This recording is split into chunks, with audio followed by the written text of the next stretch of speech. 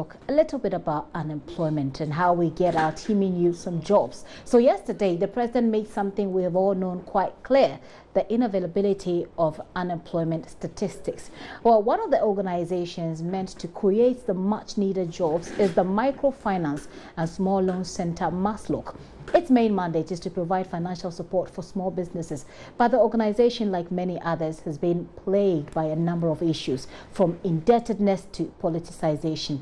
Deputy CEO of MASLOC, Abibata Shani Mahama Zakaria, is my guest today. She's here for two things now. One, as a female achiever, and also to answer questions as to whether or not our monies are being wasted at her outfits.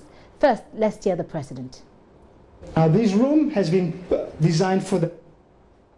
A bit later, but Abibata Shani Mahama Zakaria has just joined me in the studio. You're welcome. Thank you. Okay, so before I even go on, like I said, you're going to do two things for us here. First, I like to celebrate women who are doing very well in a very patriarchal society. So today we'll be looking at two things, like I said. One, as a female achiever, and two, she's going to help us answer questions on whether or not our money is being wasted at MASLOC. So before I go on, she's received the Global Female Leadership Impact Award 2017. She'll tell us what it is really.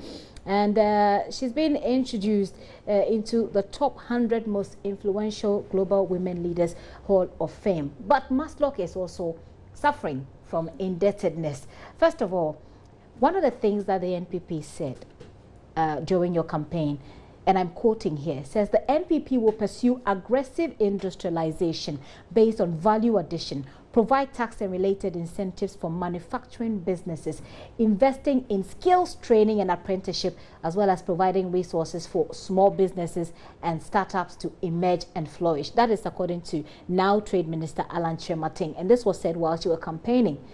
Now, but the part that MASLOC comes in is when you say you're providing resources for small businesses and startup. What has MASLOC achieved in 1 year in terms of providing resources for small businesses? Before you answer that, let's hear the president on unemployment statistics. Mr. President, my name is Kemini Amano. I work for GH1 Television. I'd like to know, how many jobs did your administration create, directly, indirectly, permanent or otherwise, over the past year? Now, respectfully, while you're at it, do tell us, how does that measure on unemployment in the country? The statistics on the jobs, I think, as we all to forget, I'm barely 1 year in office.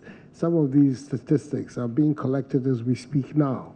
So the labor statistics as to the amount of jobs that have been created, those are not statistics that are at hand anywhere, even for me, for the government. I believe that they are in the process of being assembled. So perhaps in 2 or 3 months' time, we'll be in a position to answer that question in a more effective manner.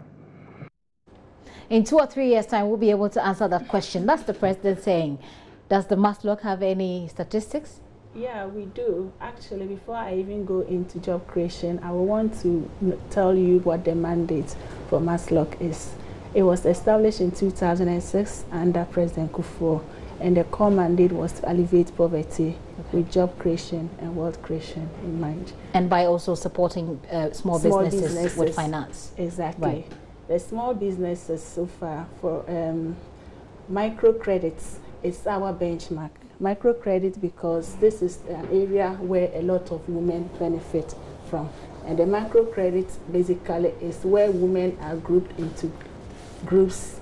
Maximum number in a group is 25 and minimum is 5. This product is something that MASLOC has done very well in the past.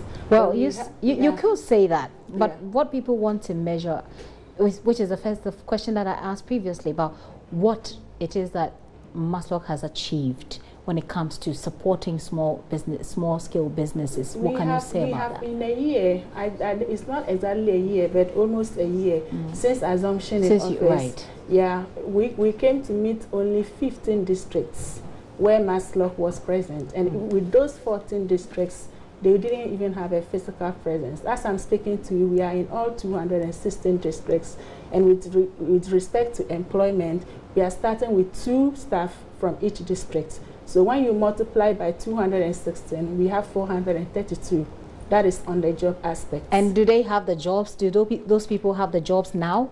Or this is something you intend to do? No, it's not an intention. It has really gone very far. It is in the advanced stage. And very soon, by the end of this month, all of these people will be employed in our offices. Okay, let's talk about indebtedness. Your CEO, who you deputize, has said that MASLOC, he said that you inherited indebtedness from the previous administration. And that's actually the rhetoric that we've heard from all the ministries anyway. But we're looking at beneficiaries owing over 100 million. We're looking at 43 million in the Western region alone since 2008. We've heard that it's not been paid back by beneficiaries. Has there been any updates? Have you received any monies from these people now? Yeah, from as you could have also heard from my CEO, so far we've been able to recover 16 million cedis out of the over 100. We are making a headway. We are really embarking on our recovery strategies, and this year is even going to be more. 16 million out of 100, we still have a lot to recover. Okay. And we, like the president said yesterday, we are going to do things differently. In the past, I will not put the blame on clients, but it's just on the part of management. When you give money to people, you are supposed to follow up, pursue them to pay. But in the past, the misconception has been that once it's coming from a government agency, it is seen as a gift. We are not going that way anymore. And because of that, we embarked on national tour. We met a lot of people, and we made them understand that MASLOC is a revolving fund. And for that matter, when you take money, you are supposed to pay. That's a very interesting part. And it boils down to politicization of MASLOC as an institution or as an agency. We have seen that happen in the previous administration. And I'm sure that by the way, even by the very fact that the leadership of MASLOC has changed, it is still some sort of politicization. We've seen a lot of your people go on a rampage, get very violent because they complain that they don't have jobs. And when I say your people, I mean NPP persons. How are you going to convince us that such persons have been told quite sternly that the monies they're going to receive, that not because they're NPP people, but money that everybody is going to receive is not a gift, is not a reward for helping the party win power, but it is monies that have to be worked with and paid back? Yeah, those people, I understand their plight, and I don't know whether violence is the right way to go, but what I can say is that I'm sure a lot of people are frustrated with the high rates of unemployment, and we came into office with the mind that we're going to create a lot of jobs. With these people, they know that they are not the only ones, and when I say these people, our target is not only NPP. We are 7 Ghanaians. So they should have in mind that in as much as they want jobs and they want assistance, when they get it, they should be able to pay back for others to benefit. It shouldn't be only NPP, but Ghanaians in the entirety. We also know that some members of parliament owe MASLOC. Sure. Do we know who these members of parliament are? I would not want to mention their names. Why not? But we have written to them personally. They have received their letters. They are not responding, and our next action will not be very good. We may want to go to the speaker, feeling that we will be compelled to publish their names, as my CEO has said before. Okay. But for now, I will withhold. How many of MPs owe MASLOC? On both sides, we are talking about close to 100. 100 and when members we say of they parliament owe MASLOC, I don't want to say that they owe directly. Most of them have guaranteed for their constituents in their various constituencies on both sides. But majority of the people owing are on the NDC side. Well, it's easy for you to say they're on the NDC side. How many of them are on the NPP side? Like I said, with the NPP side, I can count not less than 20. So if you are talking about 100, percentage-wise, I see a bit of politicization there, don't you see? No, it is not politicized. That is the misconception. But I can't explain why it happened the way it did. But per the record, I'm telling you what the fact is. Okay. Yeah. 350 vehicles were confiscated. What's happening with those vehicles? They were not confiscated as it was told. Actually, these were vehicles that were bought under the previous administration. They had an agreement. So when we came, these vehicles, as we speak to you, are parked at the National Security. To be fair, you can't just come and then meet an agreement and you say that, okay, because it was signed by my previous administration, I'm going to pay. In the first place, there's no money to pay for. MASLOC doesn't have money to pay in the first place. So you want to ensure value for money. So what we did was that we went to the same garage that provided those vehicles on the Spintex Road, and we realized that the invoices that they gave to us were much lower than those that were signed in the contract. And as you can say, economists of scale, when you are buying a lot, the price is supposed to be down. But it surprises that even in the contract, like a unit cost for one of them was almost 62,000 Ghana cedis. So and at the prevailing rate in their garage, it wasn't up to 40,000. So the prices were inflated? Sure, it is very clear. And this is not propaganda. The figures are there and the invoices are there. Anybody at all can verify. What is happening to the persons who have you engaged those who were in charge previously to find out how come the vehicles at the garage cost less than what they put, the invoices they provided? Yeah, there have been several engagements, even with the company, the supplier. There have been engagements. So our thing has always been that we want to ensure value for money. Not that because NDC signed the agreement or bought them.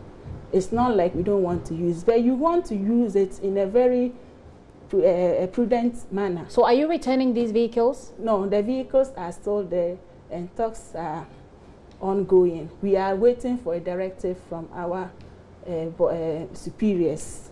What kind of directive do you wait for if you realize that someone has inflated budget or has inflated cost? What you do, I mean, this is obviously they've done something wrong here. You investigate them, you report them to the police for some investigation, or you conduct some sort of investigation. So what do you mean you're waiting for your superiors? It has a legal undertone, so you can't just come and then say, okay, because the prices are inflated, we are not going. You have to look at the legal aspects, and the legal aspect is why we are still talking. We want to be sure that whatever we are doing, in as much as we want to protect the public purse, we should do it in the right way, such that you don't just cancel any contract and then you end up paying more. In the meantime, the vehicles are depreciating. I mean, that's what the vehicles, as they grow, they lose value. So how long does it have to take, and where are we now with the talks? By the end of this first quarter, we should resolve the issue. It's so incredible because we are supposed to take care of the productive poor. So if I buy a vehicle that costs almost 62,000 Ghana cedis, how much am I going to give to people? How many Ghanaians can afford? So as we speak, the vehicles have been collected from those who are using it, and it's just they were never given out. They were never giving out, but so they're just being kept. Yes. Nothing is happening with those vehicles. They are still parked at the National Security. And you say at the end of first quarter? Yes. That's a very long time. We will resolve it haven't taken a whole year. I mean, you've been in power for a year. Now, if it's going to take another quarter, that's pretty long, isn't it? Yeah, because we have to follow the right process. You're right. Well, let me not keep you so much on this. Let's talk about you. I mean, let's focus a bit more about you. First, even before we go to the awards that you've received, what do you think are the core competencies that gave you or that got you the Deputy CEO position at MASLOC? Are you qualified enough for this position? I am more than qualified. More than qualified? Yeah. Why do you think so? I think so because looking at my background in terms of education, I went to University of Ghana, had my first degree. After I worked for some time, I went to Columbia University. And if you know Columbia University, I know it's Ivy League. I am not bragging, yeah. So it doesn't take just anyone to go to Columbia University. And I've had my master's since 2010. Okay. My concentration is economic and political development. Apart from that, I've worked with the public service international, like UNDP in New York. Okay. I work with the private sector, and then at least I have more than 10 years. So what is the fresh idea? What is the new thing that you bring on board MASLOC that will make all Ghanaians benefit to the max? Yeah, innovation. Innovation. Yeah, tell us a bit about that. We will bring on board innovation.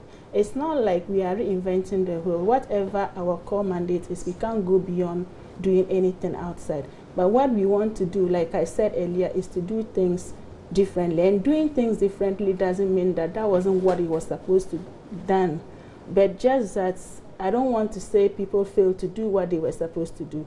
But we make sure they fail. We make sure that we do the right thing so far as MASLOC is concerned, and making Ghanaians to believe that it's a revolving fund, and the fact that it's under the office of the president or a government agency, it doesn't mean that when people take money, it's a gift. That is our major challenge, and that is why we are where we are, because of the default rate, because of the misconceptions. So we really have to sensitize the public to know. Sensitizing the people to know that MASLOC is not for free. MASLOC is not for political benevolence. If you receive it, you work with it, you pay back. But the Global Female Leadership Impact Award 2017, what is it? Actually, when I received the email, I was like, wow, I didn't know I was that influential. Because looking at influential women in the world, or even in emerging economies, I don't see myself to be closer to them. But you didn't see yourself to be closer. I didn't. Right. But actually, whatever reasons they have stated were facts. They have monitored me for a long time. I used to write articles in the Weekend Sun. I think it's folded up. It was in the UK and then Nigeria. And then they've also said that they've watched me closely and all the works that I have done with respect to women and children. Maybe they got that from the articles that I wrote and all of that.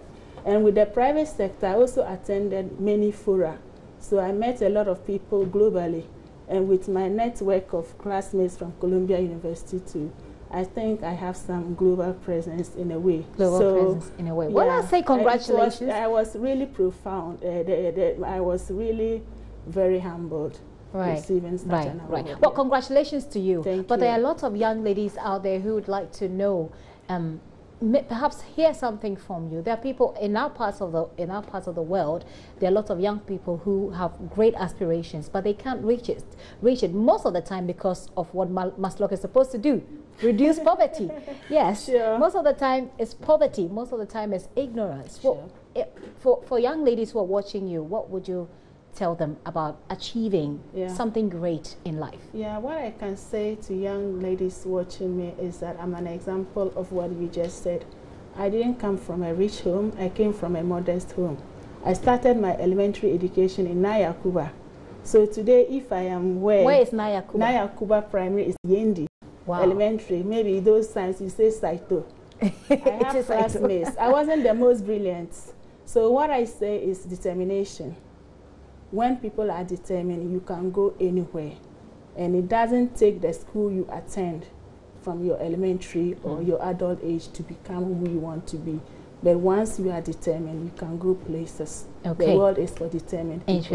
Interesting. The other time we saw, and my final question, we saw about I've forgotten the figure, but a lot of people, 850 or 8,000 or so, going for a job or going for immigration jobs. 84,000. 84,000. Thank you for that correction. That's meant for just about what, 500 people. I want you to look at the teeming youth, the people who need jobs, who are hoping that they have business ideas that MASLOC can support them, and tell them at the end of your government's tenure that they're going to have jobs. How do you even convince them? I'm giving you the opportunity to talk to them. They will have jobs. No, you talk to them in the camera. I'm talking to them in the sense that when they listen to the budget statement presented in Parliament, the Ministry of Finance captured in it that there is going to be the Nations Builders Corps, which is going to recruit 100,000 graduates. 100,000 graduates is not mean, and it's captured in the budget. It's not like a propaganda. It is what do I say? It's captured. So money has been made available for that.